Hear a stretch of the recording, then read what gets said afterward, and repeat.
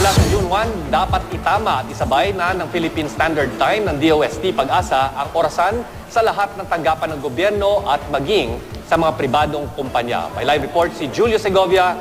Julius. Chino, alinsunod sa Republic Act 10535 na nilagdaan ni Pangulong Aquino noong May 15, ang mga orasan sa national at local government offices kailangan ng isynchronize sa Philippine Standard Time o PST na galing sa Pag-asa. Kung tutusin, matagal na panahon na raw may PST pero hindi naman sinusunod ng marami. Ayon sa isang sociologist, hindi naman sa laging late ang mga Pilipino. Ang Filipino time daw, hindi rin kasalanan ng mga Pinoy. Noong panahon kasi ng mga Kastila, sinasabihan ng mga Pilipino na malate para mauna ang mga high guests. Pero dapat na raw itong baguhin.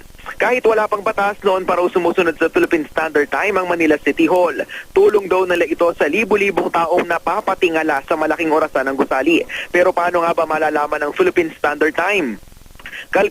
Kalkulado yan, Chino, ng isang high-tech rubidium clock na nasa Pag-asa.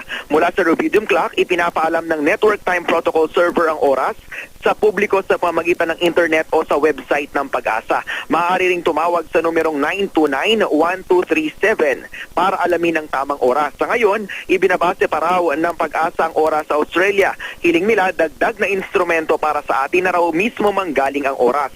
Sa ilalim ng batas, nakasaading maglalaan ng pondo para sa mga aparato na makapagpapaalam sa publiko ng Philippine Standard Time. Kaya ngayon pa lang, hiningi na ng Pag-asa ang tulong ng nasa pribadong sektor gaya ng media. Ang TV at radio stations naman ang hindi makakasunod sa Philippine Standard Time, pagmumultahin ng mula 30,000 hanggang 50,000 pesos. Sa ikalawang paglabag, pwedeng alisin o kanselahin ang prangkisa nila. Yan muna ang latest. Balik sa iyo, Chino. Maraming salamat, Julius Segovia.